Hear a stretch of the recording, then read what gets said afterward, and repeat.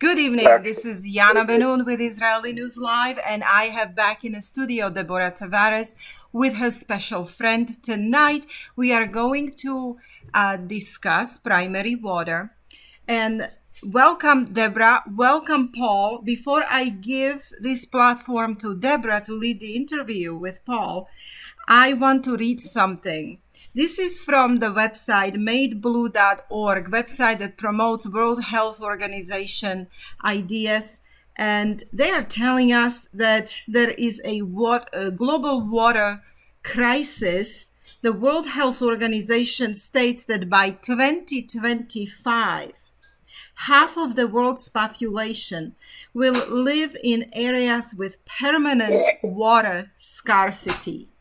Now, they're telling us that the causes of water scarcity are interacting human and ecological factors. They're saying that there is a climate change, global warming causing it, and also too many people using water, and we are running out of water. Is this true? Deborah. Well, Yana, thank you so much for posing that. And before I bring on Paul, I want to discuss a few things because it was only a number of years back when I first met Paul that I knew nothing about primary water. I didn't even really think about where water really came from. I just thought, rain and snowmelt, and that was about the extent of it. And I am so grateful to have known Paul and been on some primary water drilling with him to see with my own eyes, and having done a deep dive into the subject of water, to be able to tell you some of the things I will tell you right now, and then we're going to invite Paul on. So again, primary water, this is why we don't have a water shortage. We're not running out of water. Water is a renewable, and we're known as the water planet. And just as you were reading from that information at the beginning, Yana, here's what's the headlines in our newspapers right now here in Northern California. Now, this is going to be in your newspapers everywhere worldwide. Officials cut water pumping. Let's talk about what this means to people, because right now we're being told we're running out of water. There may not even be enough water, they're telling us, to fight fires with. So they say that the move aims to preserve water supply in the reservoirs. Now, we never needed reservoirs in the first place, and we'll get into that discussion with Paul.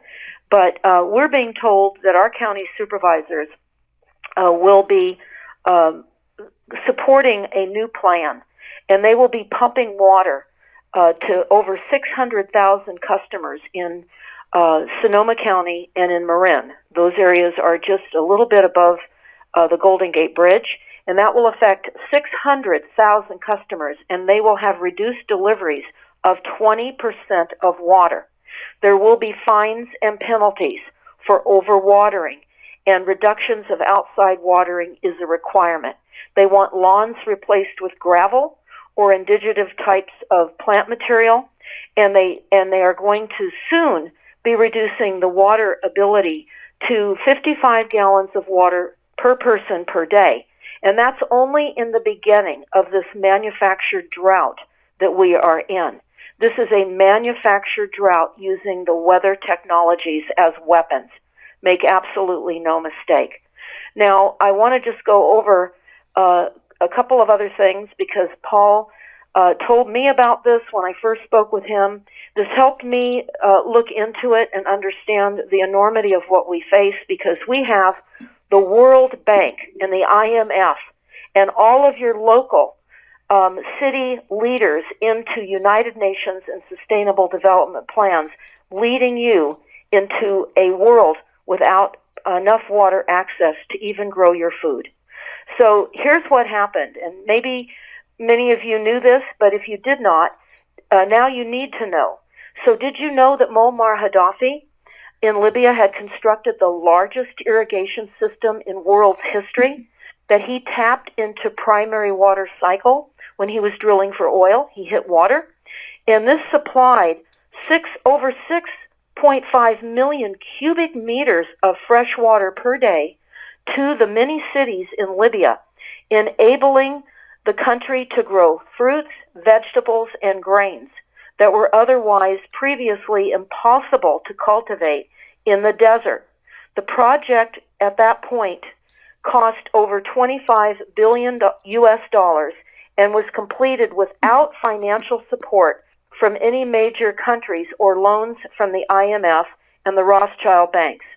And in 2011, this incredible achievement was destroyed. It was blown up by NATO in the United States with depleted uranium nuclear bombs, cutting off the water supply to over 6 million people, sending that country into an unrecoverable humanitarian crisis, even to this day.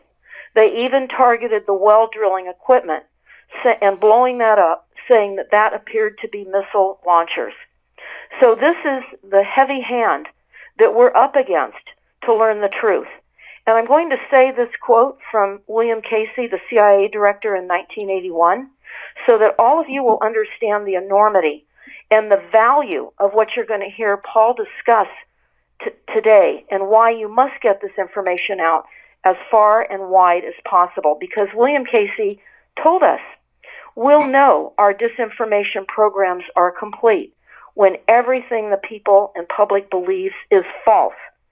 So if you believe that there is a water shortage, then you have already, sadly, been media psyops, because the media always, and your local representatives, are being not only disingenuous to you, but they're killing you with lies. They're going to forcibly move you off your lands and ranches, and you're going to become a water refugee, moving into areas that they supply water to based on your social credit score and the allotment that they deem fit for you. So with that having been said, Paul, I wanted to, of course, share with everybody, I am so greatly privileged to know Paul Power from the PrimaryWaterInstitute.org. Again, PrimaryWaterInstitute.org, where you can find the direct contact for Paul.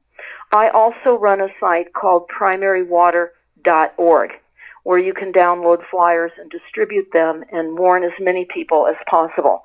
We are in a historical change and a depopulation. So this information is good news. So with that, Paul, I just really want to thank you for being here. You are known to me as the Hungarian water wizard. And you have been working on identifying the truth of water since you were 17 years old. That's been many, many decades. So, Paul, again, thank you for joining us on the show. And I'm going to ask you a few questions, okay? So, for many people, they don't really understand the difference between primary water and what we call atmospheric water. So could you explain how people are misled into believing that rain and snowmelt is our water supply? Boy, that's a pretty interesting task. I thank you for your invitation. The rain and snow has to do with water that has been evaporated from the sources that are on the landmass. It's not an accident that they call us the water planet.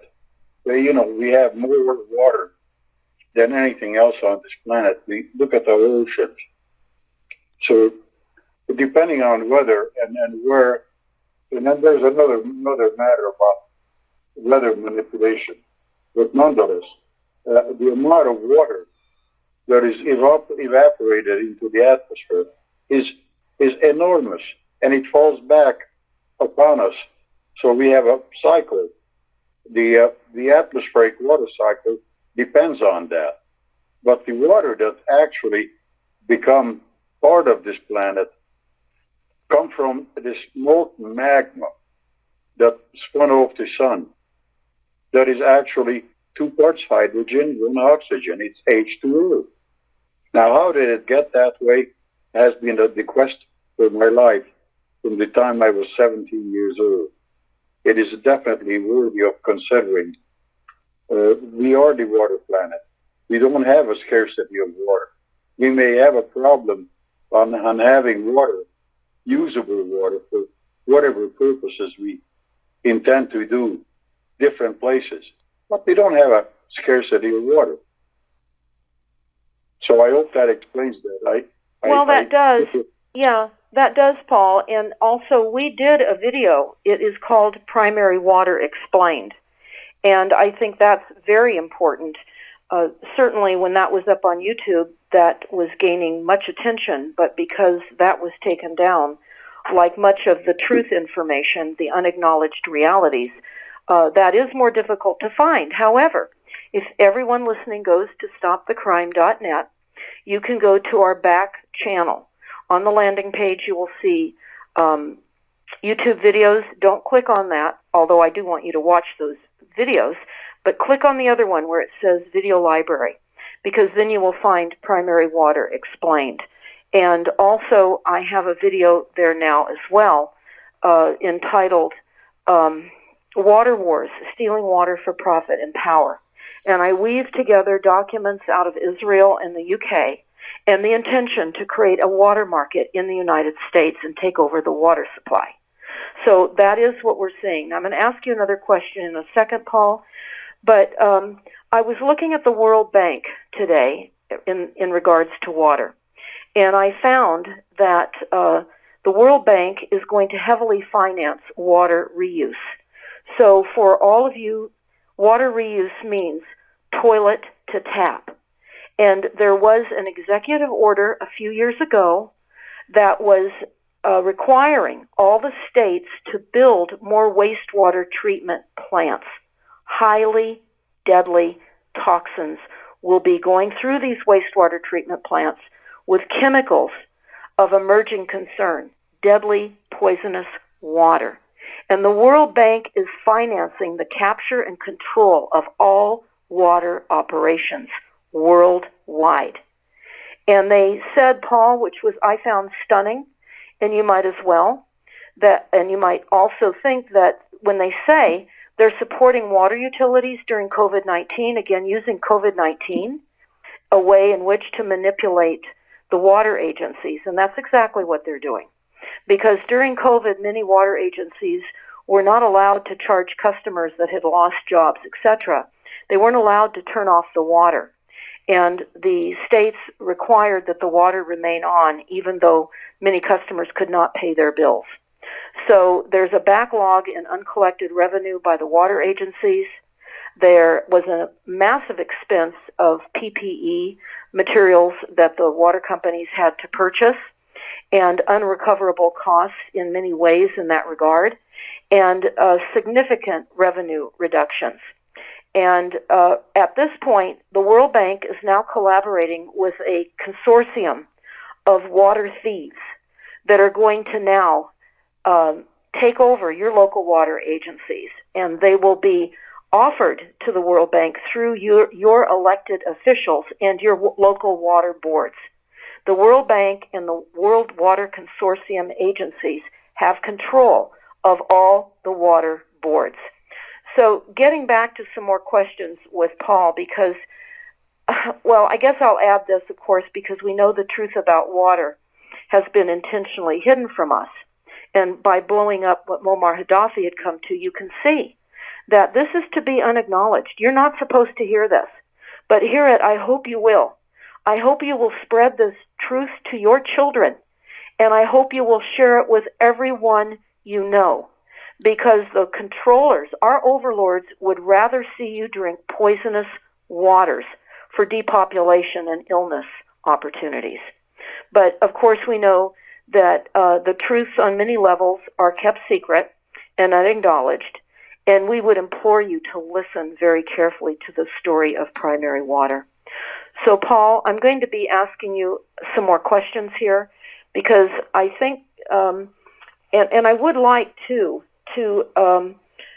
have Yana, if she would, Yana, would you be so kind as to field questions from some of the audience that we could come back with on a later show? Yes, and I also have a couple of questions when I get the chance. And oh, great. Yes. Okay. Mm-hmm.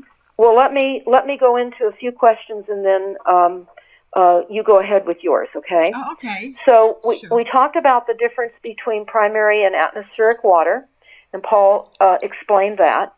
And I wanted Paul to discuss with you if there's a difference. Of course, I know the answers to these, but is there a difference between the drilling techniques for primary water and regular groundwater wells? Well, there is. There is. Normally, when you talk about groundwater, that you are drilling into an alluvial fan, in other words, unsorted gravels, the rocks, etc., where water has been trapped because of rainfall. You know, basins, water basins. The primary water it does not depend on basins. It drills through the basins. In fact, seals the basins off so that all the pollution that occurred in those basins over the years, be it the habitation or the atmosphere, is sealed out so that we are now tapping water that is coming directly from down below, that has not had a chance to have been contaminated. So that we could consider as being new water then that is being brought up underneath all the poisons? That's primary or new. I don't care what you call it, but it has nothing to do with present atmospheric substances. So the drilling differences would be that a driller would need to be taught or at least understand the purpose of getting to primary water, and they would have to understand that they would have to drill through all of the loose material, and then when they hit a harder structure, then they don't need to sleeve and gravel that when they get down underneath the loose material. Is that right? Basically correct. What sometimes we have to do, and I try to pick sites, not try, but I will pick sites only that the structure, the material that we drill into is solid. So we only are going to drill into hard rock, fractured hard rock. So we are not, in fact, being potentially contaminated from the surface. Yeah, the surface material can be sealed off, be it 30, 50, or 100 feet even. But it is much less costly if you drill right off the bat into. If you take a look at our poster, where we try to give an explanation of what we are doing, you will understand better. Frankly, it would take too long to explain. But we are the water planet. We should take more time to understand the main sustenance of our lives, because you look at yourself individually. Okay, each one of us are made of solid material, but that solid material would have never gotten there if we had not the solvent, which is water. See, our bodies are well over 60% water, substance that is water, and what goes in, what goes out. I mean, it is important that we use good water for well-being. So now, getting back to your explanation of drilling and the difference. What I think many people face with well drillers is that they are not taught about primary water drilling, and when they get into some rock, they think, we're not going to go any further because we could have some drill bit problems and that kind of thing, but they need to realize they have to go a little further into the rock because that's where they're going to get to the water. Is that right? Well, yes, exactly. However, most of the drillers nowadays, they look to drill into what they call aquifers, meaning unsorted material that contains water, that you can actually pump. It's just like drilling into a bathtub that has a lot of sand and gravel. Once that sand and gravel is gone, there is nothing left. However, most of all the primary water actually comes below that. from the solid material, which is granite invariably, or some other primary, or some other hard rock. So yeah, I don't drill for water into any of the surface material or anything like that. So basically, what we're saying here is the aquifers that are not down to the depths of where primary water is emerging necessarily is basically just pulling water that's atmospheric water that's very contaminated and poisonous and pumping it back into the municipal water supplies for people to drink while they add other poisons to it. Is that right? Well, they try to say they process it. Well, I sure as heck wouldn't be too happy about somebody processing their water. Yeah, with fluoride and chlorine, et cetera, right? Yeah, right. So the point is that, yeah, almost all the water supplies, plus the water supplies that are directly related to these suppliers, come from surface sources like lakes and other water reservoirs, where they are subjected to daily contaminants. In other words, mostly from the atmosphere. You know, be it whatever you think they drop it from the atmosphere, but that is not the best place to get.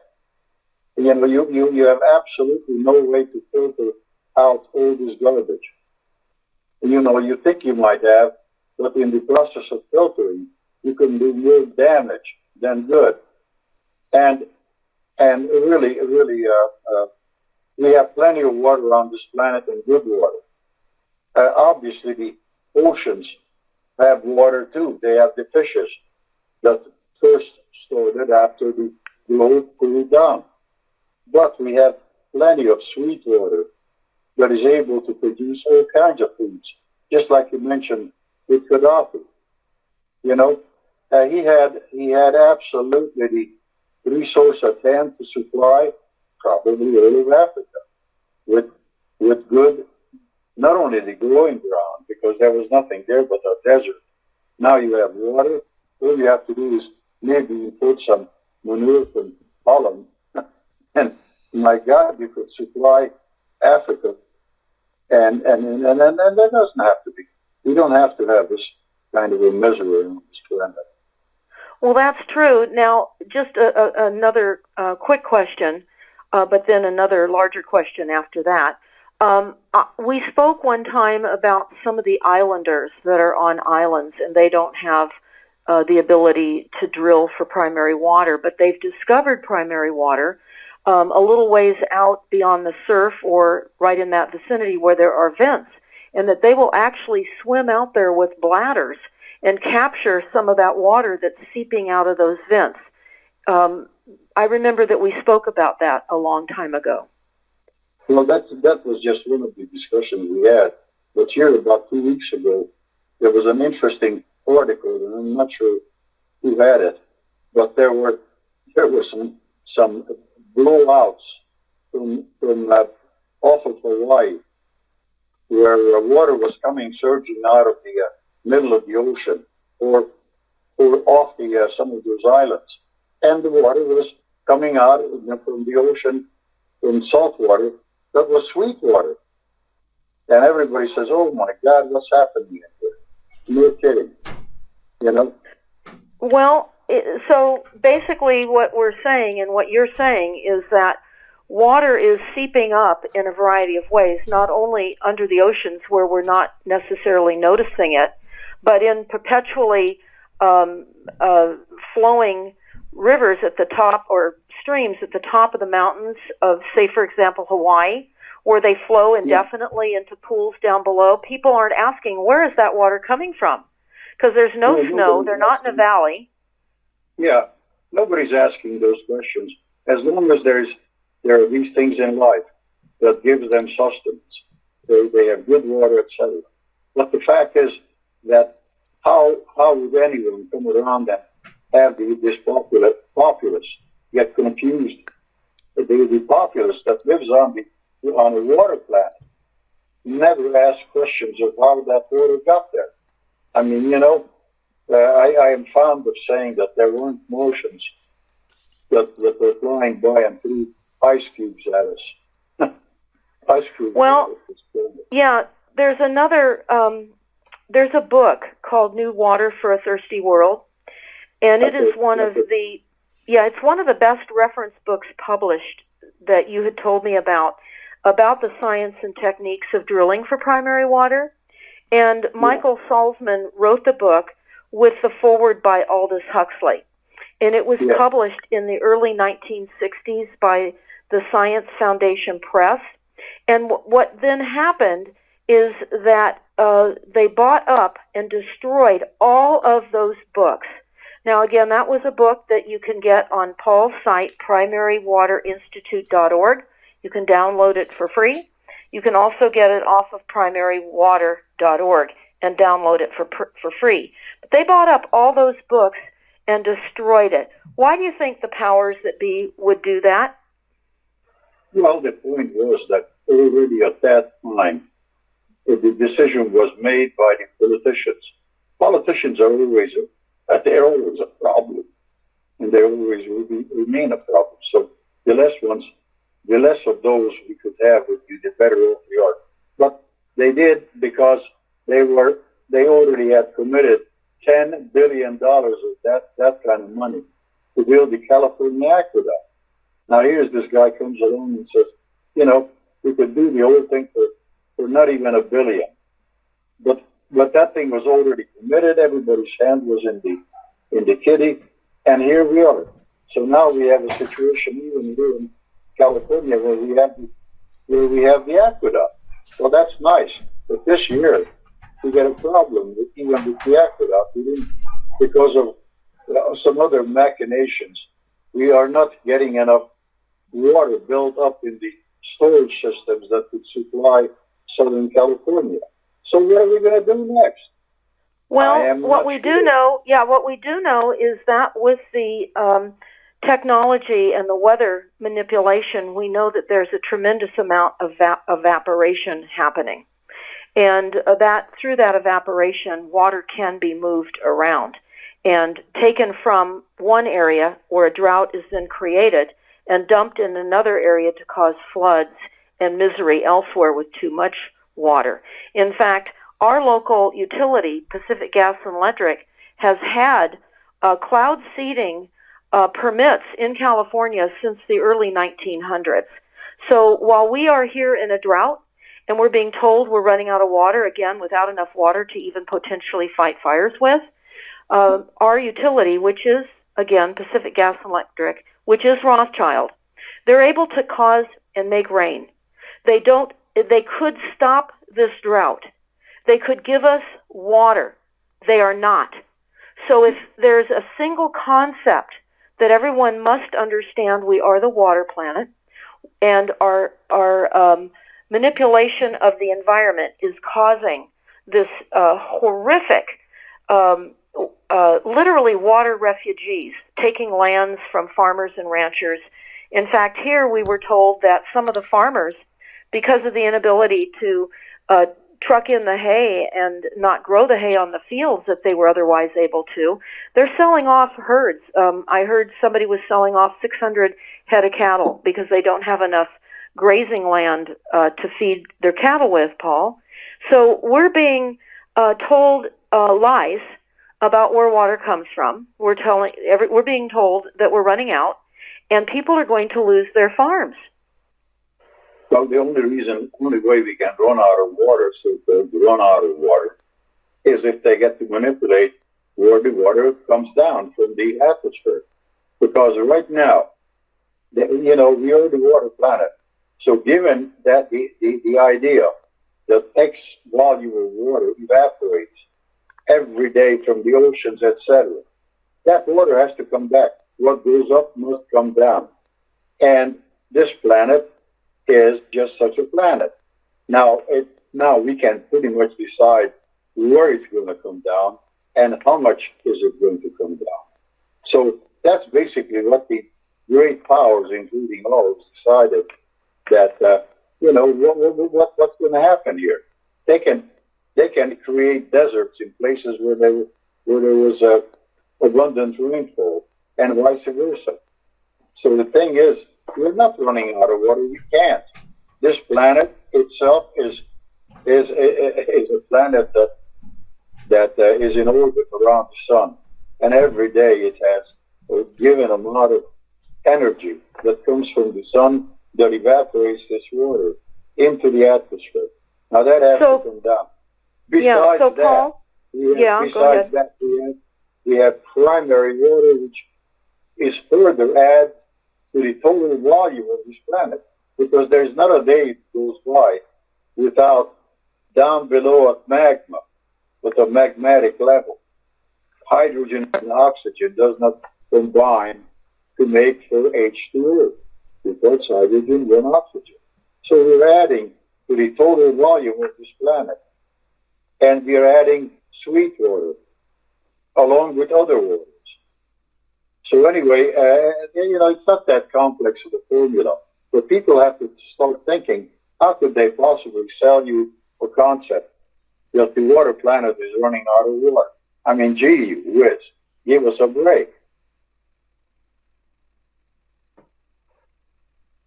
I am hoping that I'm being clear about this. Yeah. Deborah, are you still there? I am still here. Yes, you are, Paul, but I think we lost Deborah. Okay, we lost for a while Deborah and Paul, but they're back on. So, Deborah, you were talking. I was talking about a very important document pertaining to Paul's information on his website entitled Primary Water Institute News. And I don't know where I was cut off, so I'm just going to continue as if I'm starting over with this information because this is crucial. Right. And then I would like Paul to follow up because in this news report, Paul, you were talking about primary water and how you were able to drill 2 primary water wells in California near the Garlock, Garlock fault at a 6,000-foot elevation. In other words, you were surrounded by deserts, the Antelope Valley and the Mojave Desert, and you were 6,000 feet up on a mountaintop. And the Mojave Desert was also around the base as well. And at that 6,000-foot elevation, you hit primary water at only 65 feet in depth. And from the surface, only 65 feet. And the second well, you hit primary water at only 100 feet in depth. And the estimated volume per well, now remember there are 2 wells, was about 1,000 gallons per minute. And I remember that you were saying that this could have substantially allowed the Los Angeles and Southern California area to meet their water needs if they were not hiding the water facts. So would you talk about that drill? Because I know one of the things that people always ask me is, well, how deep do you have to drill? And I know that depends on where the site is, but would you talk about this Garlock fault at 6,000 feet up in elevation? I'd be happy to, Deborah. It was really an anomaly, as it were, except that I was familiar with the concept just a little bit because California City, down below, north of Edwards Air Force Base, when that was, before that was a city, I carried some of the instrument, etc., for Stephen Rees and Associates. You know, these crazy people were wandering out there in the middle of the desert and giving name places like Cottonwood Gulch, etc., Cottonwood Road. And I thought, my God, but I was a young man, so I was open to new ideas. Anyhow, California City is actually its existence. Steve Rees is responsible for its existence because then we drilled 3 wells, and those wells were like 1,000 gallons a minute plus. And so there it was. And Steve said, okay, it was the Garlock fault.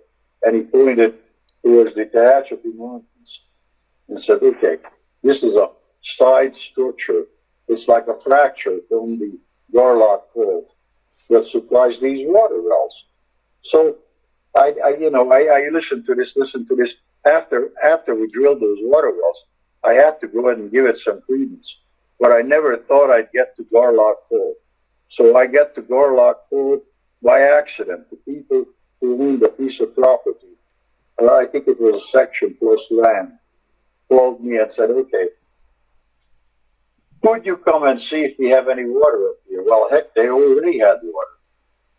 You know, there was a little bit of the water, like a puddle, in the middle of a round the pond. And I looked at that and I thought, you know, this is interesting. And then you're standing up on the Garlock Fault and you look down into the Antelope Valley. Everything is like 3,500 feet below you. And you know, even the grapevine that pumps water from Northern California down south is a couple of thousand feet. That's only 4,000 feet or so. So that's even 2,000 feet below you. So I'm looking at, and the structure was round. It wasn't a straight line like a fault would behave. So I looked at it, and finally I realized that what I'm looking at was a vent, a round vent. And around that vent, there was all this water that was millions of years ago was a geyser, not unlike what we have in Yellowstone. But this geyser has ceased to be. It cooled down, and I drilled two places on the side of this geyser. In other words, like visualize a volcanic structure. But the geyser, the center part was already solid. The outside part is where the water was. So I drilled into that, and my goodness, all this water. And there are a countless number of those along the Garlock. They could actually supply Southern California with enough water, with almost no cost, because the cost would be to build a pipeline and etc. But my goodness, that there's enough water up there on the top of the Garlock to supply all of Southern California with water, good water, extremely good quality water. Well, we know, too, when you say good water, we're also talking about intelligent water in the sense that what you've spoken before about the Hungarian phenomenon and people that lived in those areas that maybe knew or didn't know that they were drinking primary water had much higher IQs, and that there were scientists out of Hungary that were well known for their greater ability of looking into the sciences. Well, let's face it, almost everything about life is transmitted through liquid. You know, any which way you'd like to look at it. If the liquid is bad liquid, it's not gonna go and transmit something that is progressive. So water and the substance of liquid in good quality is a very, very important thing for all of our civilizations. In other words, I don't know how to, in short of getting lost in the subject in here, but water, what's good stuff in, good stuff out, you know?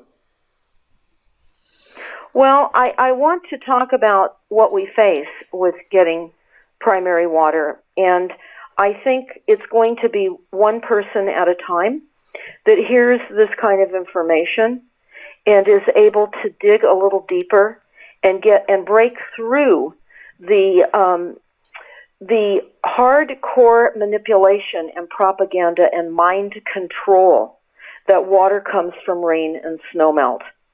And understand that we are, as Paul has been saying, we're the water planet.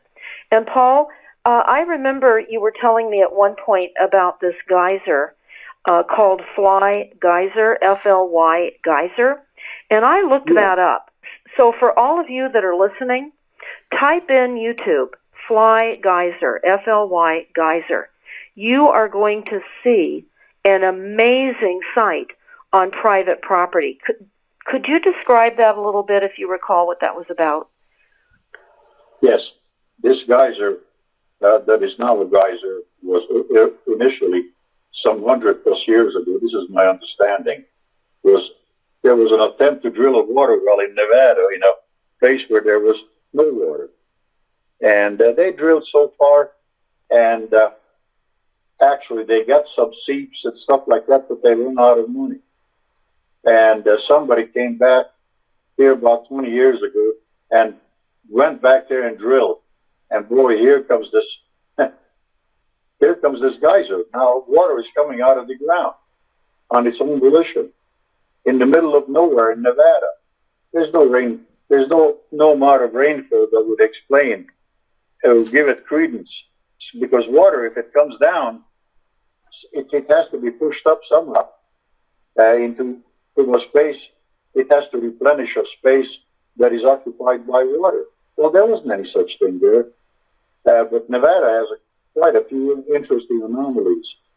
So anyhow, you will note the different mineralogy of the place.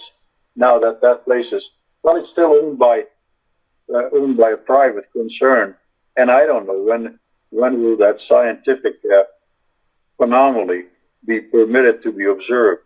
But nobody can go there now. But there's plenty of pictures of it. So yeah, there's a wonderful YouTube video up, again, Fly Geyser, F-L-Y, Geyser. Now I want to jump back into the recognition by the World Bank and other purveyors that the water supply worldwide is extremely toxic, and it has been allowed to become that way because the drug manufacturers have worked in conjunction with the release of active ingredients directly into all the waterways.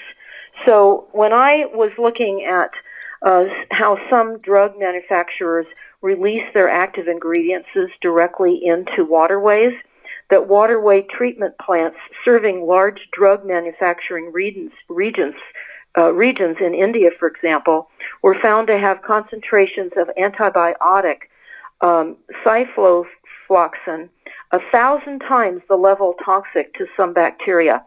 Now, I was going through this information as described by the World Bank in their document entitled Quality Unknown, the Invisible Water Crisis by the World Bank Group. I would download this document and take a look at all of the ways our overlords are poisoning the water supply worldwide. They admit that they're wiping out species because of the poisons that are being dumped into the water supply. They talk about policies to tame a wicked problem, and they talk about how wicked this is. And throughout this document, they talk about the implications for food security, that toxic water is killing everything, including the food, and poisoning the soils. This is all intentional, along with the overhead aerial death dumps, or what people call geoengineering programs. So I cannot underscore to understand what they're doing and all of the ways they're doing it. Now, here they talk about salt pollution, and they say that that is critical because we know how salt, from our standpoint, Paul, and the way you discuss it, with the overpumped aquifers that are, in many instances, along some of the lower-lying coastal areas near where rivers are exiting into the oceans, and they're being overpumped. So what happens when an aquifer, now we're not talking about a primary water aquifer, we're talking about an atmospheric or a aquifer that's quite frequently overpumped, and then they say they've run out of water. When those are overpumped and empty, what happens when they're near the coastline? Well, they have to be filled up with something. They will not stay empty for too long. You know? Well, nature abhors a vacuum. So if they're near the ocean, then the ocean water is heavier than... The salt water will re-enter. You know, there are plenty of examples of that. In Ventura County that I used to live in for many, many years, there was the Santa Clara River that that had a large aquifer. In other words, a large area where rain would fall, accumulate, and people in the Oxnard Plains would pump fresh water to do their lettuce and vegetables and cabbages, etc. But they would only pump at times. And at that point, here comes the salt water, which was nearby. And in order to keep that salt water out, they had to find new sources of water, fresh water, to keep it out of there. One thing about water, salt water is always heavier. It has a heavier specific gravity, so it will lay on the bottom.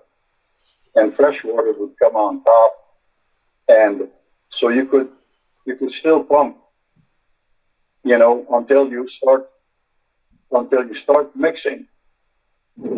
So so for many years, Ventura County, absolutely after the California aqueduct, would take so much water from the aqueduct to so-called replenish that fresh water which was used up. Now, I wanted to ask you about the Salton Sea here in California, because for those of you that are unaware of the Salton Sea, it is dry, and I'd like to know if you think that primary water wells could reactivate that, and in light of the fact that because the dust and all of the salt, that those dust storms are being created and they're blowing into the Southern California area, which is very, very toxic. Could that problem be solved by getting to primary water and activating that water source? Actually, if you look at the origins of the Salton Sea, the origins of the Salton Sea was that canal which took water to Southern California under an agreement from the Colorado River. Well, they built the canal to take the water, to bring the water to Southern California. It wasn't a high quality water. It was actually rather poor quality water, and that structure, that canal, had a major breach that they could not plug for over, 8 months or a year.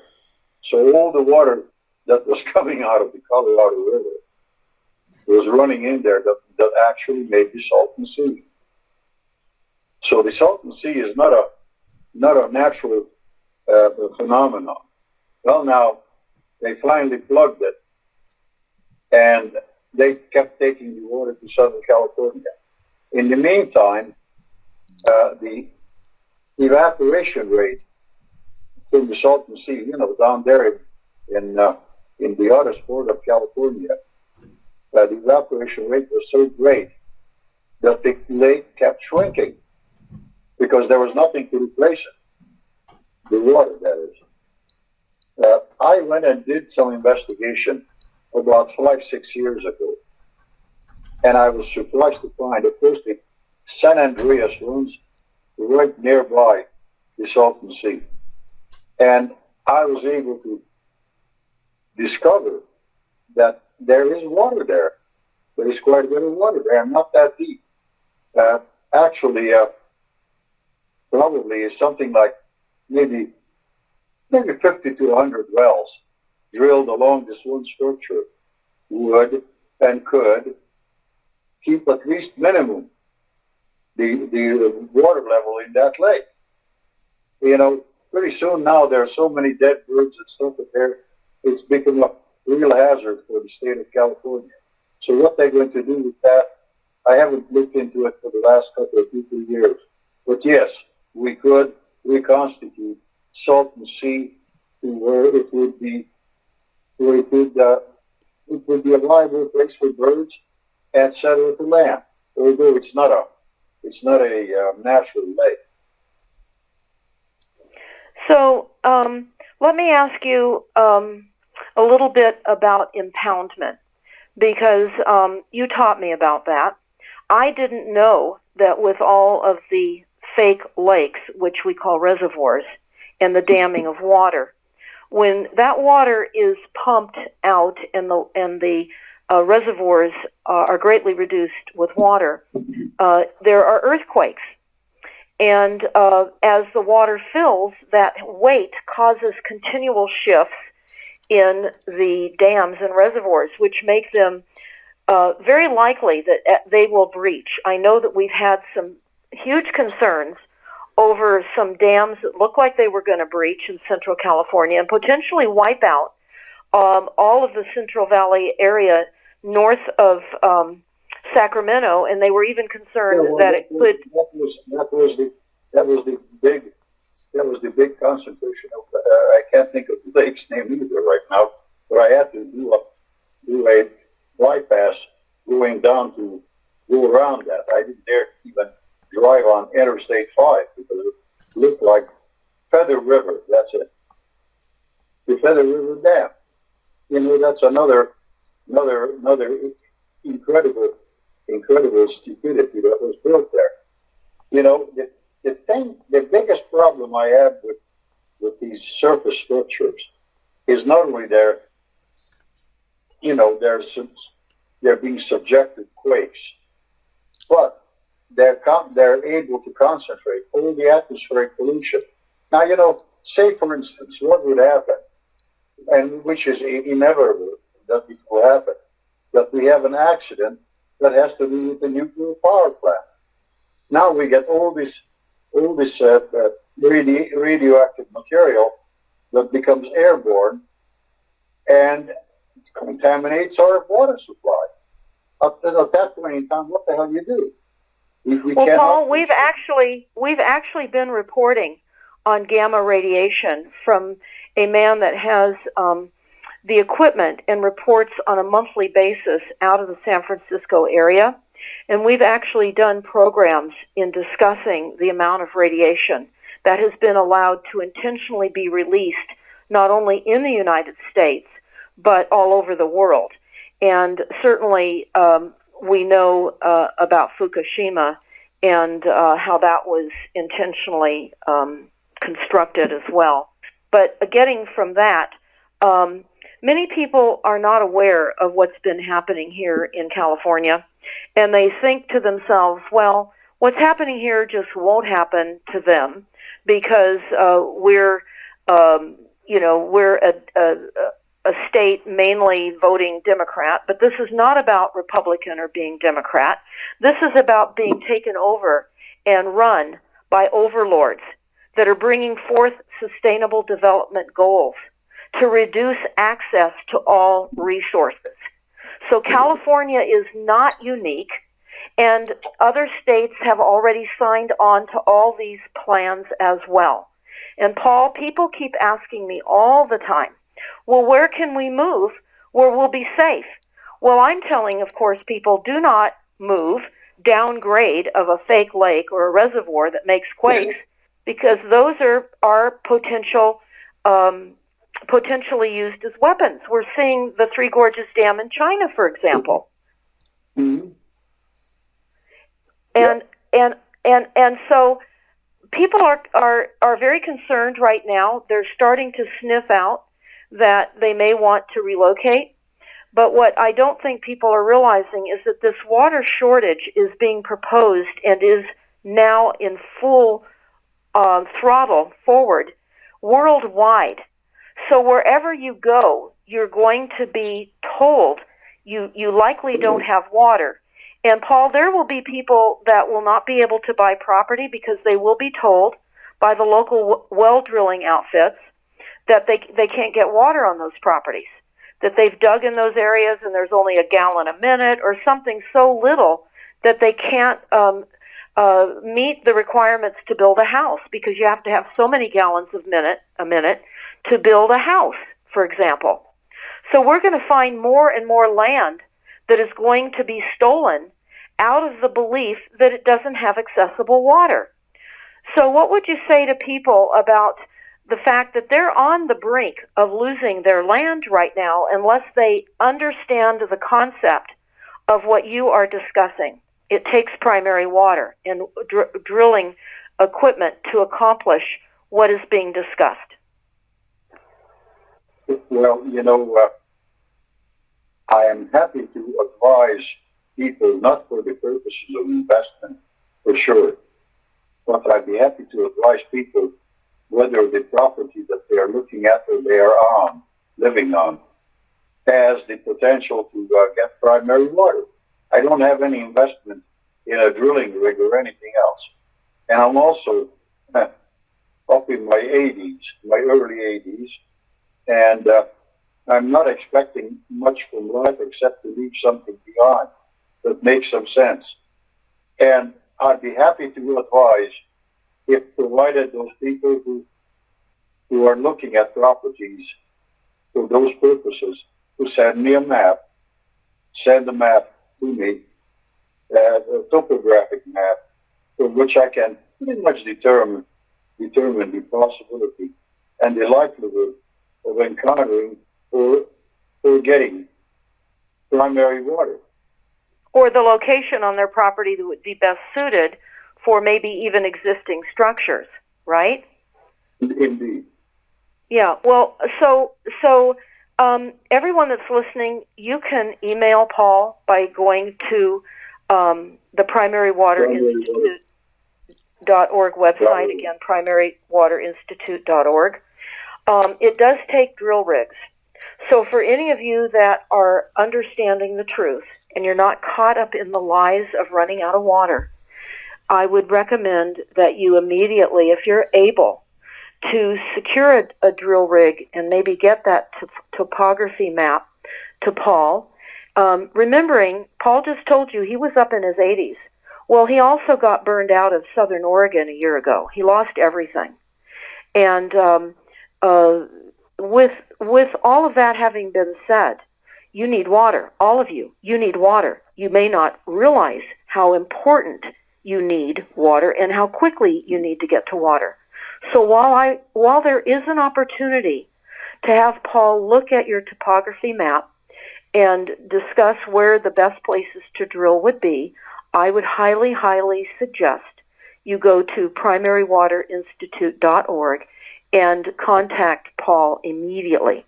You can also contact Paul through me if you have difficulty getting through to him for whatever reason by going through my website, stopthecrime.net, and I receive emails from my team there that have requests, and I'll do my best to get you connected with Paul if you're having difficulty. So, Paul, we're ending the time allotted for this particular show, and I want to just tell everybody that we have, and you will have, and we will have plenty of information of videos on your drilling certain sites, and that would be the Garlock site, so that people can see the drilling process. This is the same drill rig equipment that anyone gets when they go out to drill a well. There's nothing special, and you can watch how this is accomplished, but you do need to educate your well driller on primary water. And sadly, these guys really are stuck in their old thinking, and they've gotten to water through, as Paul was saying, by going through some alluvial sands, hitting an aquifer and calling it a day. Then they sleeve the well and gravel pack it and say you've got water. Well, then you run out. So I also want to add this, Paul. This is critical for everyone that is potentially interested in going forward. We are in a manufactured resin shortage in this country. You would be amazed at all of the products that are made with resin, including piping and plumbing, and you name it. Start looking around at all the plastic products that you use every day, including water holding tanks that you need to store water in topside to access for firefighting water, for example. We are being intentionally shut out of resin products in this country. So with that in mind, I would hastily move forward as quickly as possible if you are in a situation where you can afford to move forward and get to water. Getting to primary water, of course, depends on the depth of the well. And as you heard us discuss in the Garlock wells, it was not that deep. And again, that would depend. Sometimes it can be, Paul, wouldn't it be safe to say, what's an average depth in your opinion if you were to tell people generally what? I never drill any wells if I drill for primary water. Minimum depth I drill to is 150 feet. So that's 150. So the minimum Yes. drill is 150 feet no matter what. That would mean even if you are getting evidence of water, say at 100 feet, you would keep going. Yes, Is that right? You got it, because the first 100 feet of it may come, portion of it comes from atmospheric sources. Right. So I definitely want to seal that off so that nothing but the best comes from down below. So I think an added cost savings for people to understand too, that is not the same thing with conventional well drilling, is that they don't plastic sleeve and gravel pack the entire depth of the well, even if they only go 150 feet, because when you're going through the loose soil, that's where you have to sleeve it with plastic and gravel pack it so that loose soil will not fall in on the well that's deeper in rock. And so you don't need the plastic down below. Is that right, Paul? Yeah, but you want to seal the first however many feet off so that nothing comes down. So Paul, with the urgency and the promotion on every media, every newspaper, and the manipulated drought that many states, we're talking about the entire western part of the United States, is being thrown into a historical drought. And we're being told we're going to have fires as we have never seen before.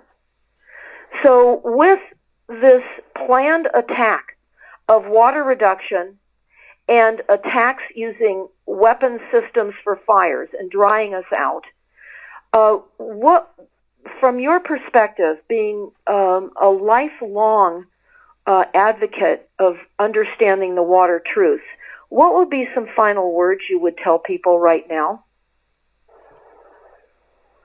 I would most certainly look at my neighborhood and see what the protection for it as far as it goes, as far as fire goes, and get available water to drink.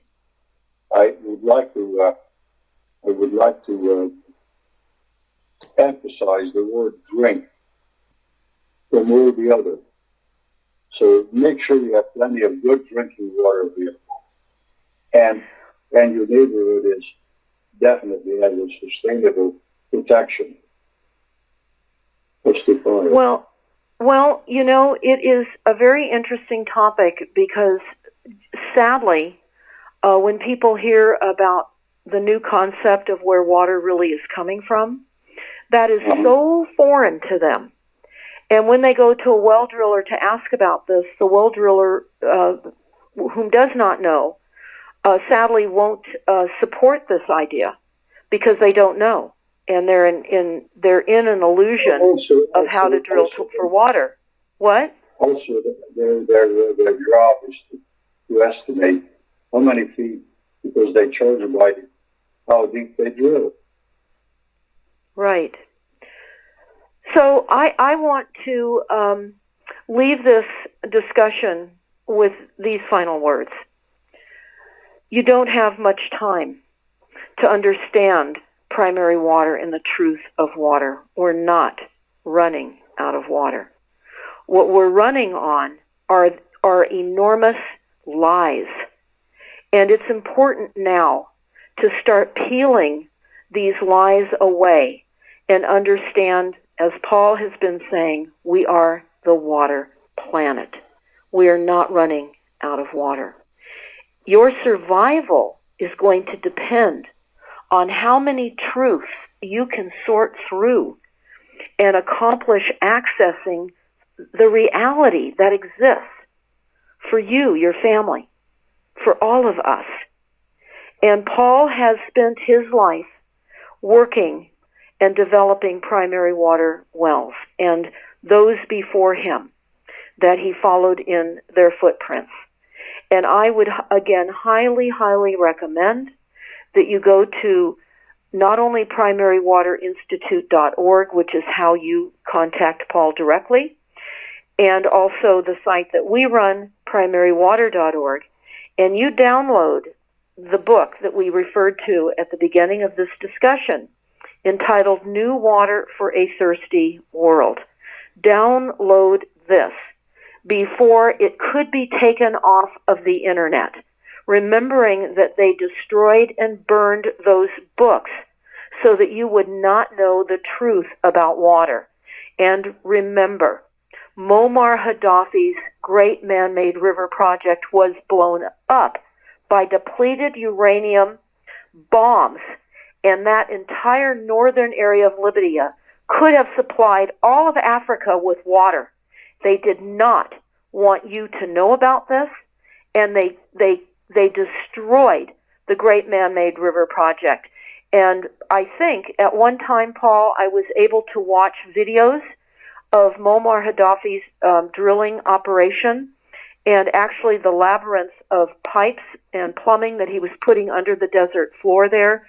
And I remember seeing a large semi-truck parked in one of the pipes, and it made that semi-truck look like a little toy because the size of that pipe was enormous. So I'm going to leave it like this. Understand the water truth. You are being deceived. Understand and learn about primary water. And go and do some investigation while that information is still available. As you are very aware, in this cancel culture, everything that you had been able to get to before is starting to be eliminated. And so while you still can download this, the New World for a Thirsty World, and many of the documents on our combined websites, I would recommend that you do. And you have the rare opportunity and window right now to direct your topography maps to Paul, and he can help you locate where the best drilling sites would be on your land. This window is closing. I can say this window is closing. It will not be. And the reason, Paul, that it won't be available is we know that in certain areas they've already, this was a few years ago, that they initiated a well drilling moratorium. Now, I don't know if that's still in effect or not. Yeah, I'm not sure either, but thank you for the privilege of talking to your audience. Well, Paul, the privilege is ours. You bring a truth so important for the continuation of life. And for that, it is always my great honor to have you speak to people about how you've lived your life in getting water for those. And I want to thank you. Thank all of you that are listening. Please share this information far and wide. And we will be posting water videos on stopthecrime.net, likely on our back channel, because YouTube is taking our videos down. They don't want you to hear about this information. So again, Paul and Yana, I want to thank you. Yana, did you have any final questions that you had of Paul?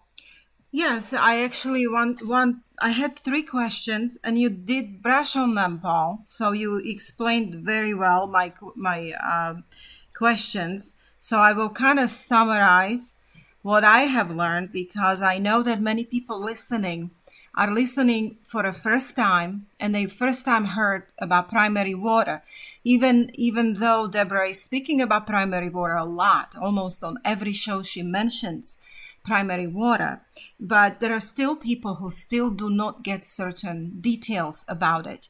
And I would say my first question was, what's the difference between well water and primary water? You answered it. And so I want to kind of summarize for people, if you have a well water, it's not the same thing as primary water, okay? Then I was amazed when I learned about primary water that it is constantly being made, that it's not some amount of water we have on this planet and water cycle, but the H2O is being constantly every day, every minute made. So we can never run out. That was an amazing information, very comforting. And Paul, you said that it happens under pressure, right? Where two atoms of hydrogen combined with one atom of oxygen under pressure. Is that, and it's constantly being made new. Yes, indeed. Yeah, that's amazing. This is really beautiful thing. That is correct. If you think, Jana, if you think of the history of our planet. Yes. When we are part of the solar system, when we grew off the sun, we are magma. Mm-hmm. Our very existence has to do with 2 parts hydrogen and 1 oxygen.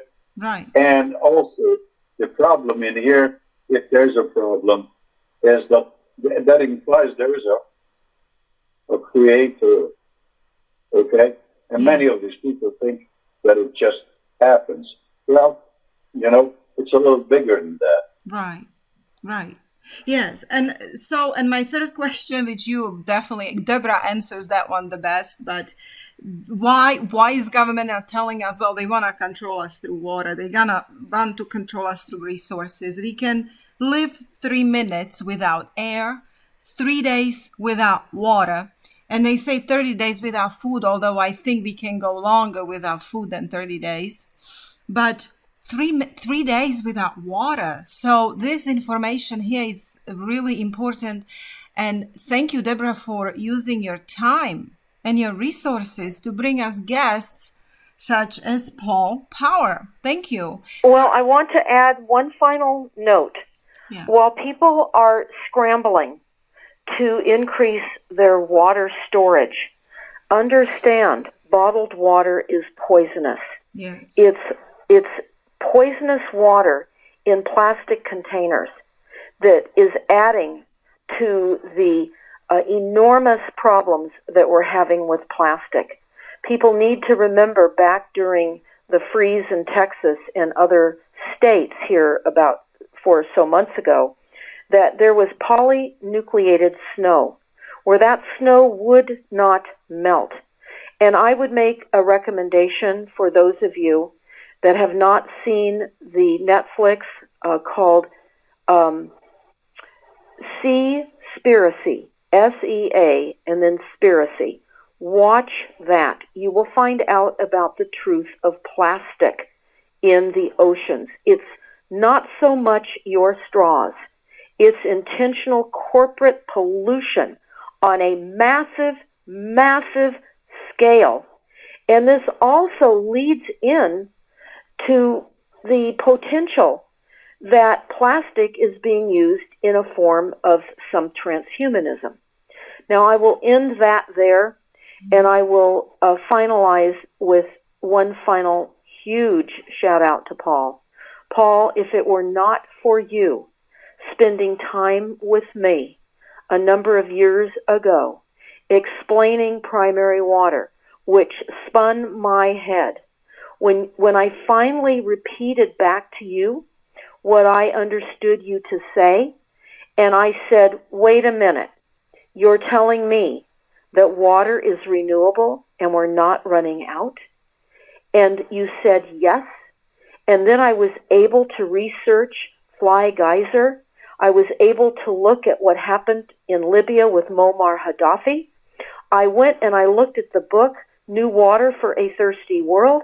And I started talking to you and listening to the years that you have spent in promoting the truth of water. So everyone listening, you are being given a gift right now by Paul Power. And so for that, Paul, thanks is barely enough of appreciation for what you've given the world. I thank you so much, Paul. Yes, Paul, thank you so Deborah, much. Deborah, it's been a privilege. It has been a privilege because this is how we go forward. Yes. That's correct. So again, thank you. Everyone go to primarywater.org and primarywaterinstitute.org and learn the water truth. Spread this information far and wide, and listen carefully to what you heard, take notes, and most importantly, take action. Again, Yana, thank you very much. Yes, thank you, Deborah, and thank you, Paul. And Thank you. for the listeners, Thank you all. you're very welcome, Paul, and thank you. And I know you will be bombarded by lots of emails right now, but I hope you can handle it. Okay. Well, thank you all for listening. You all have a wonderful night, and we will be back with Deborah next week.